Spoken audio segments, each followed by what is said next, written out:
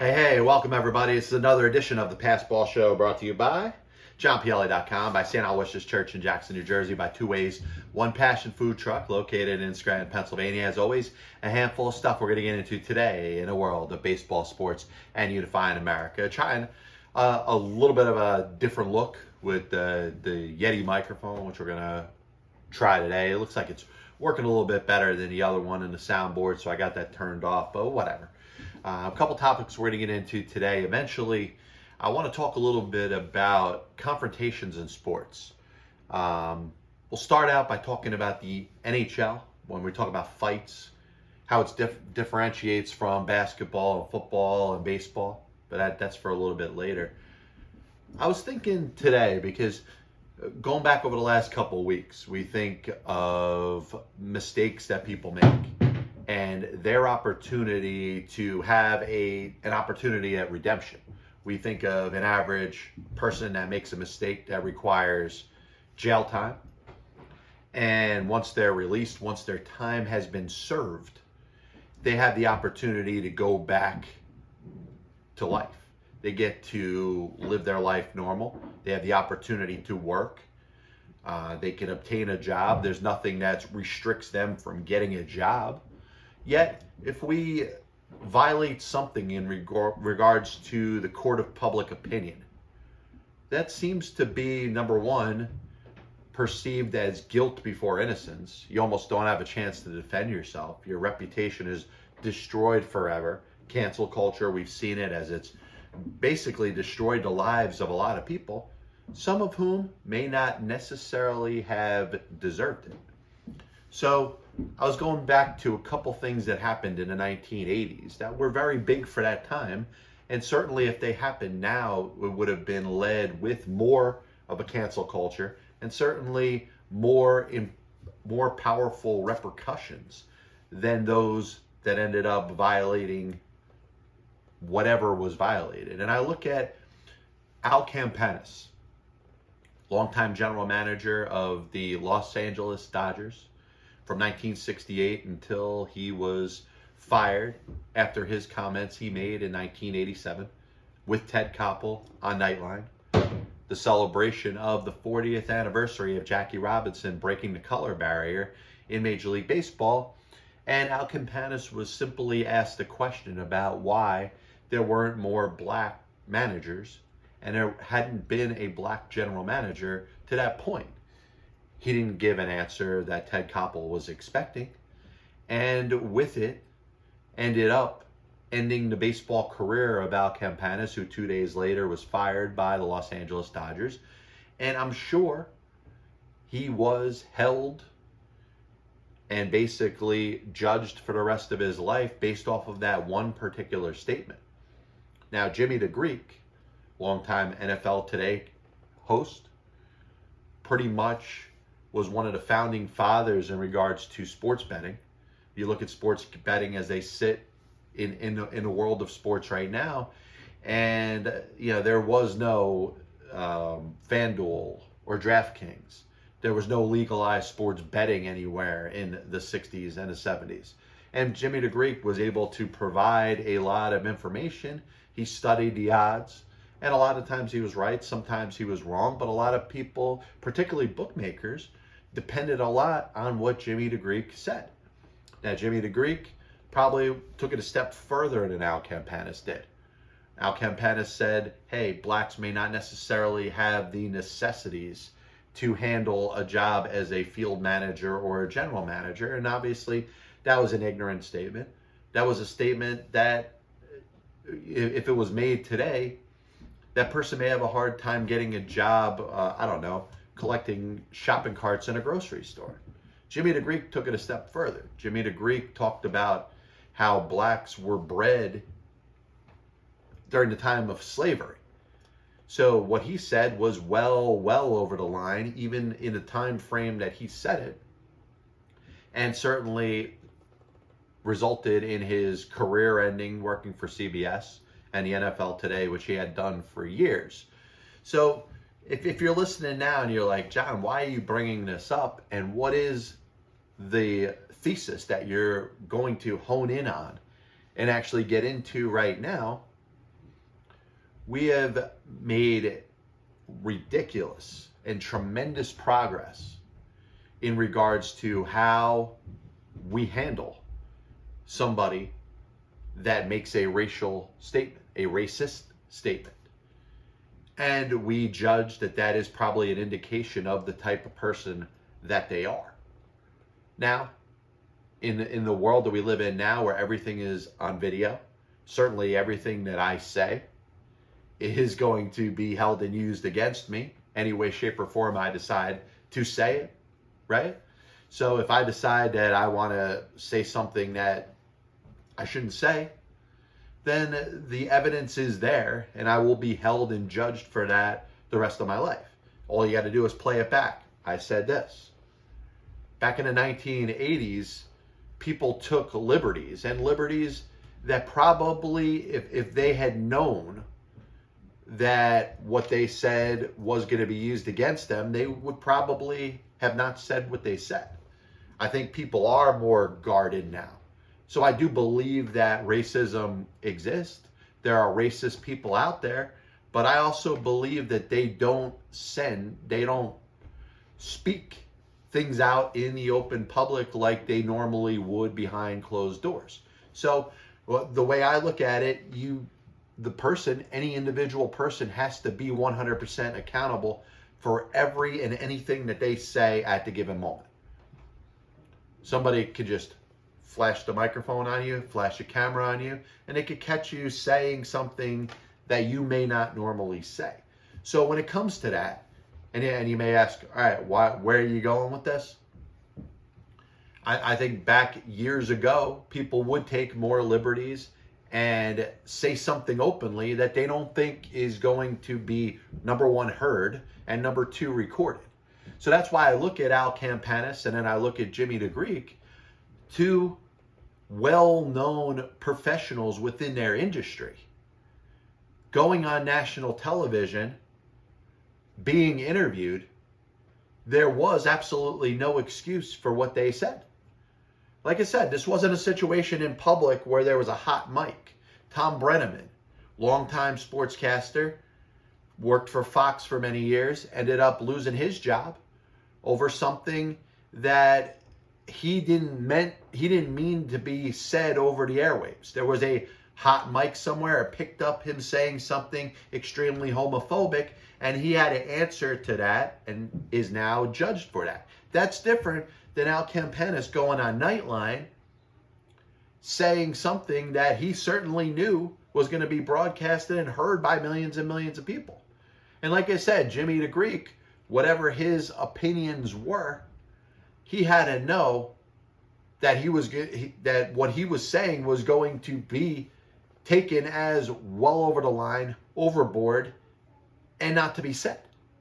You think of Rush Limbaugh, the brief time that he worked for ESPN on the NFL show that they had with Chris Berman and Tom Jackson. For him to do a segment on black quarterbacks and his opinion of black quarterbacks was something that Rush Limbaugh should have known was going to be taken as over the top. So, should there be any sort of exoneration when somebody speaks like this? Because I do think it is an indication to how they think, and whether the thought process is ignorant or racist, it's still something that has to be acknowledged that that person does have a problem. And I think of Al Campanis and I ask, and I say this kind of out loud, should he be forgiven for what it is that he said on Nightline? Now, if you don't know anything about Al Campanis, then I would understand why you would believe what you believe. I've spoken on this program to Jim Campanis, Al's son, Jim Campanis Jr., Al's grandson, and Jim Sr. played in the major leagues. Jim Jr. just missed out on being in the major leagues. He's got a baseball card. But, listening to them and the type of toll that what that statement really had on their father and their grandfather really makes a different type of perspective to be put on this. And the number one question is, if somebody says something that over time they realize is wrong, and they are remorseful in it, should the general public forgive them? And that gets into the conversation that we have today when it comes to anybody. You think of Jared Porter sending an inappropriate picture and 62 text messages to a girl that I guess over time he realizes was not interested in him. That should result in him losing his job? Maybe. I don't have a problem with him losing his job, but should Jared Porter never work again? And I think if Al Campanis was in the situation that Jared Porter was in, would you say that Al Campanis should never be hired by another Major League Baseball team? To me, if I was interviewing Al Campanis, I would want to know that he was as remorseful as he was. Was this a one-time issue, or was this something that would be at risk of happening again if he was employed by me? Al Campanis, for those who don't know, played for the Montreal Royals in 1946 with Jackie Robinson. Jackie Robinson played second base. Al Campanis played shortstop. They were double play partners. Al Campanis was very instrumental of helping Jackie Robinson become a better defensive second baseman. And Jackie Robinson, up until his death in 1972, spoke wonders and said the most positive things about Al Campanis. Al Campanis, prior to the interview on Nightline with Ted Koppel, had nobody that ever put him in regards to racist comments that he had made in the past. Now, does that excuse him for what he said? No.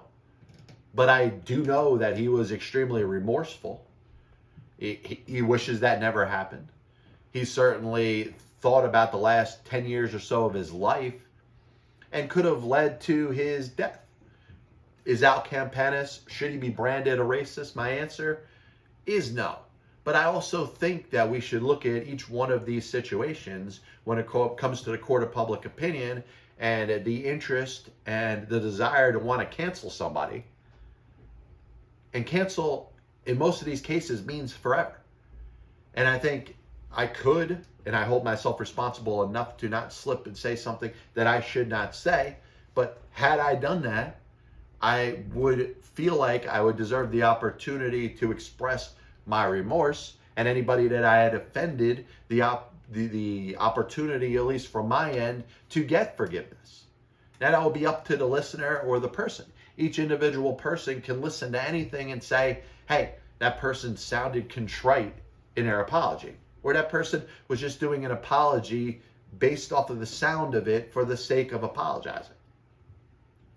Now, once again, we're talking about the 1980s, which was a different time than it is now.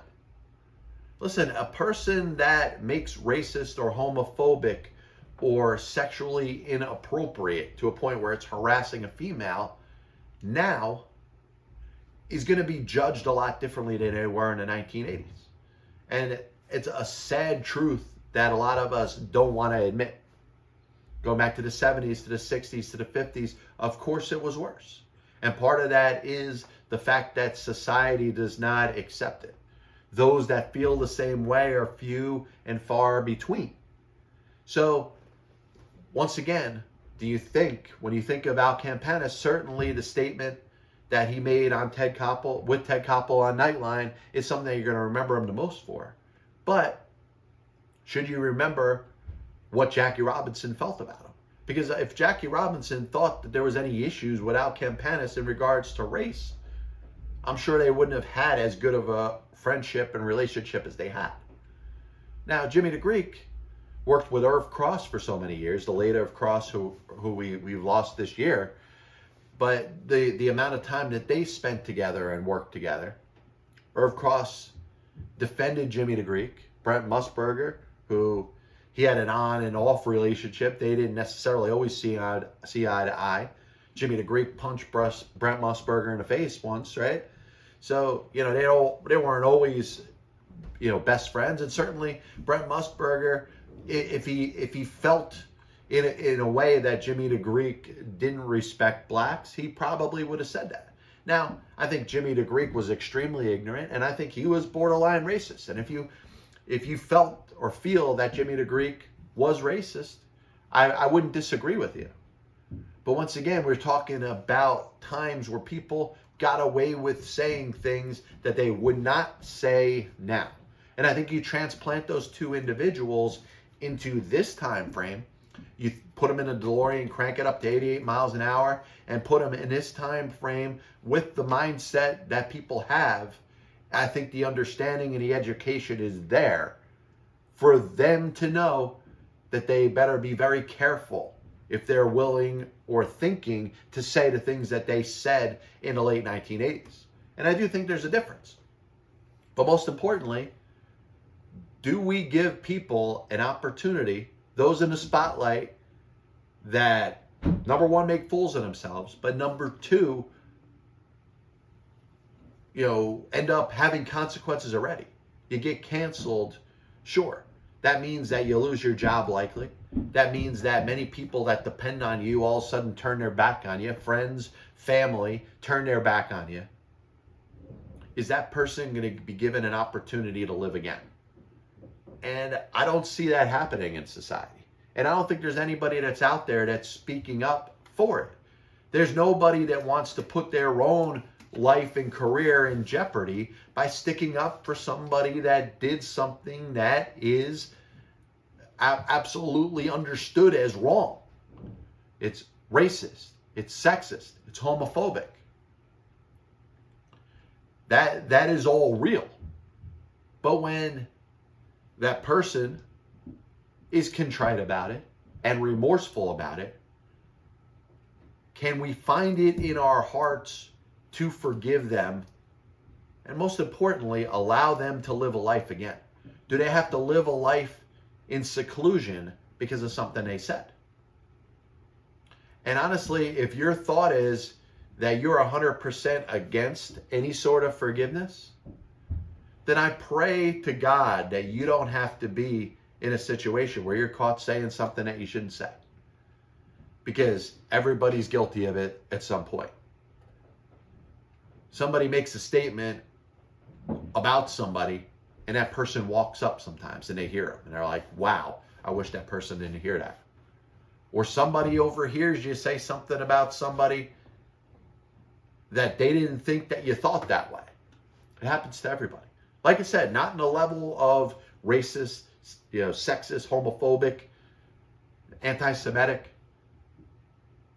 but for somebody that has said something that they regret, I think they'd like the opportunity to be forgiven. But most importantly, they'd like the opportunity to not live in exile or seclusion and be able to get on with their life. And the question is, Al Campanis, 34 years ago, in April, made that statement on Nightline with Ted Koppel.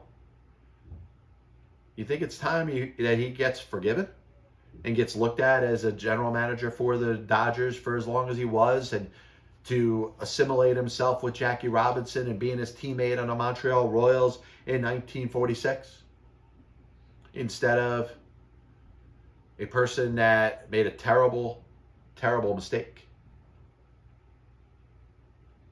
And Gary jumps in, and I always appreciate your comments. He says we have to separate out a brand who does not want a Campanis or Greek working for their company, as it appears to condone the problem. And I do respect that, and I see that. My thought is that it shouldn't end their career. So I believe, Gary, that Campanis should have been fired. Absolutely. There's no question about it. He deserved to be fired for his comments. Jimmy the Greek deserved to be fired for their comments. Now, what they both have in common is they were both up there in age. They were both, I think, in their 70s. So they can kind of ride off into the sunset and live the rest of their life in seclusion. Let's say, though, they were 30 or 40 years old. And my question would be, can there be enough forgiveness that a person like that did something wrong, that said something wrong, and it absolutely can be considered reprehensible what they said, but could that person work again? or is part of the penalty for them to be banned from working ever again. Because Don Imus, not that long ago, we're talking, 15 years ago, made that terrible comment about the Rutgers women's basketball team, got fired, and didn't have a problem getting a job right after that.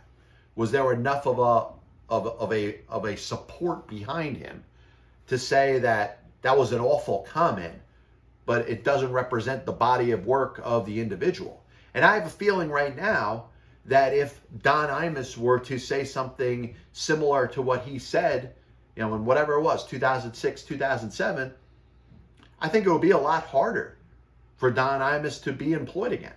Because think about it. The reason that Don Imus lost his job was because the sponsors for his syndicated television show, which was obviously being on radio and then simulcast on television, and the sponsors for his radio show were like, I'm gonna drop my sponsorship. I'm not gonna sponsor somebody that speaks like that. So if it wasn't for that, Don Imus at that time, and we're talking 2006, we're not even talking about the 80s right now. Don Imus in 2006 may not have lost his job if it wasn't for the sponsors pulling themselves. Like I said, we've grown very far from where we used to be, that we don't condone this type of behavior. But if you think of, and I'm not going to get too far off of sports, but the allegations against the governor of New York State, there hasn't been anything that is proven. There hasn't been any charges against him. But the court of public opinion paints the governor as a bad person for the way that he has allegedly conducted himself. You think of other similar situations. Like I said, I brought up the former general manager of the New York Mets, Jared Porter, for him pulling pictures off of his camera roll, which he shouldn't have been doing, and harassing this woman, even if it was in a nature to say, hey, this was some unwanted advances. I don't know if that person should be banned from the workforce again. And that's my point. And I do think as you get past, I think time does heal things. But most importantly, I think you would want to know that the violator is remorseful in regards to what it is that they did. They understand the levity of the mistake that they made, and they want forgiveness. And they maybe would want to do what they continue to do. Think about it. You have people that commit crimes and then spend the rest of their life trying to educate others about mistakes that they made. We call these rehabilitated criminals. We allow somebody that may have committed rape, may have done drugs or sold drugs. We give them the opportunity to counsel young children and kids about the mistakes that they've made. And we call them rehabilitated criminals. We allow them to use their mistakes to keep others from making the same mistake. But when it comes to the court of public opinion, we don't want to forgive. And like I said, a 40-year-old Al Campanis or a 40-year-old Jimmy the Greek, I don't know if they do get a job today. Like I said, I understand that time went by and they were up there in age. Nobody's going to hire a 70-year-old Al Campanis to be their general manager, particularly in the context of the way that he lost his job.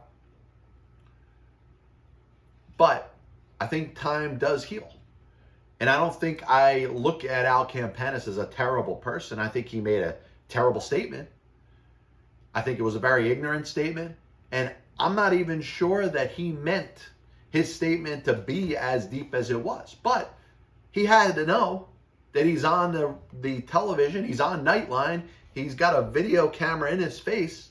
There was somebody doing hair and makeup with him before he was live. So that part I have a hard time understanding. But once again, you say something. Ted Koppel gave him the opportunity many times.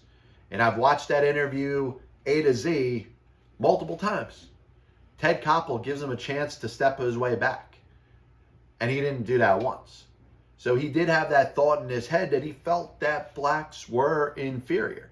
Now, maybe he had accepted that they were just as good of baseball players as whites, but he didn't feel like they could manage. He didn't feel like they had the ability to be general managers.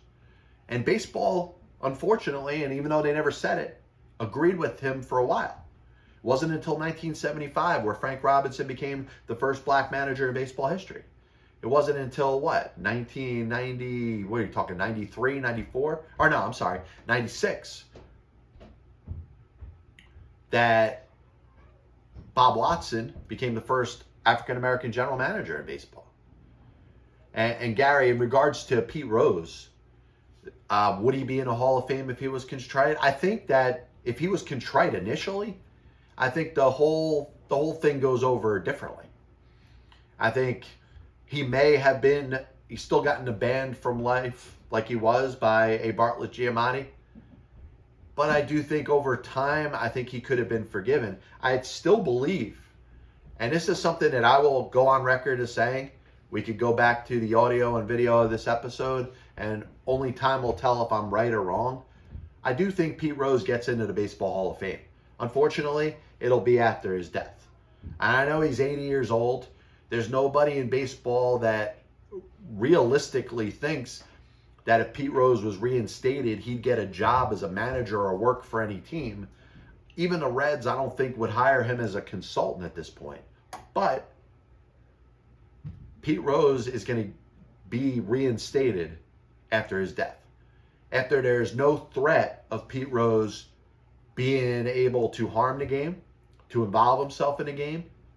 I mean, we know now that Pete Rose lives in Las Vegas, and he has appearances at a casino 5 times a week, every week. He's getting compensated for it. But to say that Pete Rose has no ties to any sort of gambling, even at his elderly age of 80, would be pretty ignorant.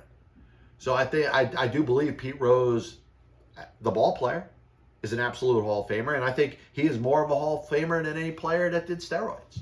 Now, I believe the steroid players should be in the Hall of Fame as well. I think the general public knows what players are associated with steroids and what players are not associated with steroids. Barry Bonds being in a Hall of Fame for being the all-time home run leader. Anybody that understands baseball will know what he did and what compromised his accomplishments. He still had 762 home runs. He still hit 73 home runs in 2001. Pete Rose, before anybody can associate him with gambling, has 4,250 hits. There's nobody in baseball history that have ever had that many hits.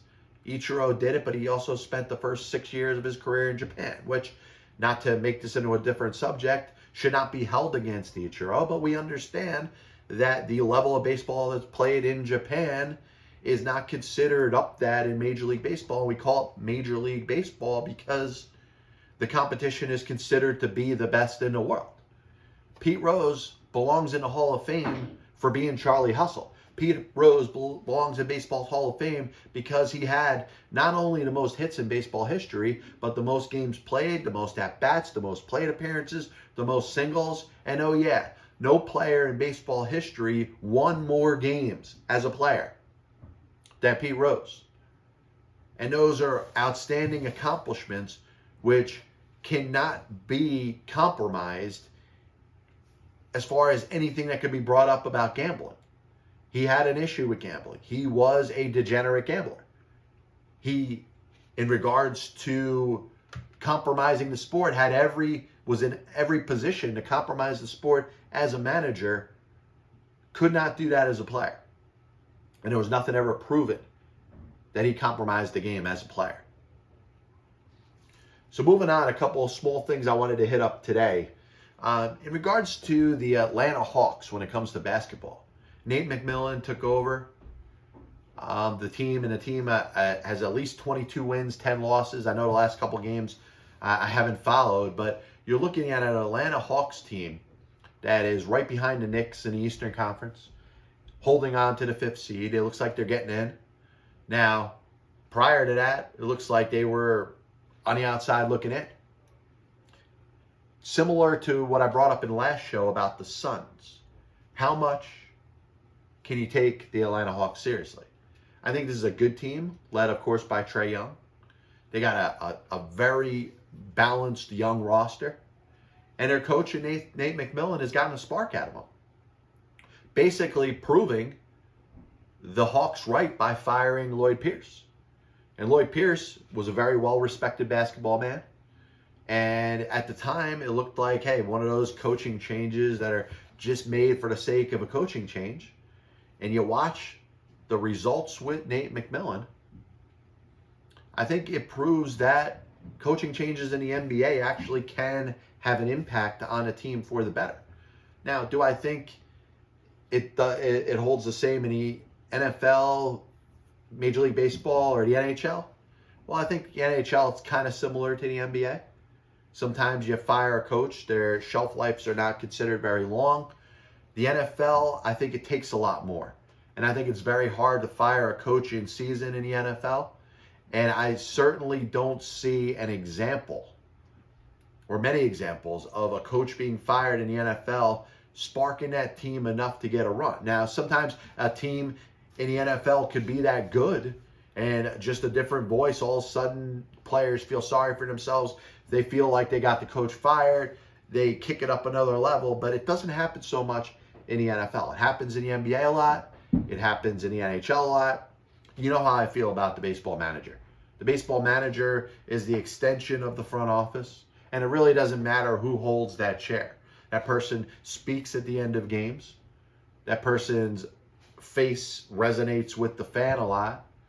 And the fans are very ignorant in regards to their understanding of the role of a baseball manager. So last thing I wanted to hit up, and as always, I want to thank everybody for tuning in. This is the Pass Ball Show brought to you by JohnPielli.com, by St. Aloysius Church in Jackson, New Jersey, by Two Ways, One Passion Food Truck in Scranton, Pennsylvania. So you watched, if you're paying attention to hockey, the Rangers and the Capitals kind of had a little back and forth in regards to Thom Wilson. Thom Wilson is known very well as the type of enforcer that is hated by his opposition. If you're a fan of the Washington Capitals, you'll love Thom Wilson. You think that Thom Wilson is your guy. But if you're a fan of any other team, you look at Thom Wilson as a very dirty player, a player that has built up a reputation. He's had multiple suspensions and multiple fines for actions that you would consider dirty. And if Thom Wilson played for another team other than the Capitals fans would think that Thom Wilson is a dirty player. So an incident happens where he threw one of the Rangers players, Panarin, onto the ground. Panarin ended up getting hurt. He ended up punching another player in the back of the head while they were down. And the NHL was not very strict in regards to their penalty on Thom Wilson. The Rangers didn't like it. The Rangers point some very strong worded comments to the NHL. And, it ends up resulting in the next time that they played, because one of the good things about the NHL this year is you have the tight divisions, the only interdivision play. Teams are not playing outside of their division, so they're playing the same team, 8 times over the course of the season. The Rangers are going to see the Capitals again, and this is brewing, and it's going to be a situation. So once the first puck is dropped, 3 fights break out, and it's basically the type of statement that these two teams want at each other. The Rangers want the Capitals back for what Thom Wilson did, and the Capitals, they're going to defend themselves. So that's what ends up happening. So what I want to get into here is, as we talk about fights as they exist in hockey, what I like about fighting in hockey is it's the mano-a-mano thing. You have a problem with a player on another team, you drop your gloves, you duke it out, and it's just the two of you. You look at the NBA. You used to have some of that. The brawling that existed in the NBA with all the players coming off the benches. And, first David Stern and now Adam Silver have said, if you're on the bench, you better stay on the bench. If you're going to come out onto the court, you will be suspended in an altercation. And that stopped players from doing that. You don't want to be suspended just by coming out trying to hold your teammate back. Baseball still got it all wrong. You know, with these bench clearing incidents, and some of them aren't even that big of a deal. If it looks like there's a little argument between two players, everybody comes out of the dugout and there's this big huddle.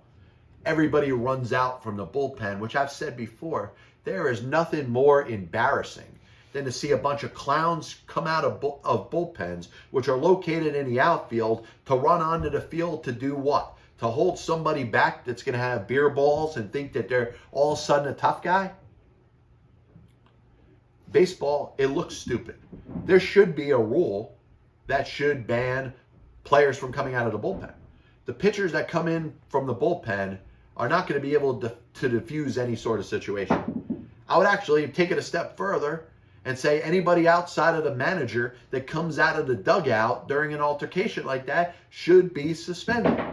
You want to put in something in regards to similarities to the NBA, where they've actually curtailed the stupidity of these big, massive get-togethers. And a lot of times, it's not like there's a ton of punches being thrown. Sometimes they get a little serious. Sometimes they get a little physical. You've seen some of the brawls in baseball. But mostly, it's like these big huddles. And like I said, you could, if you're a former baseball pitcher or a current baseball pitcher, try to make the case where it's not as clownish or as silly looking when a bunch of players come out of a bullpen while two guys are standing there next to each other with some disagreement.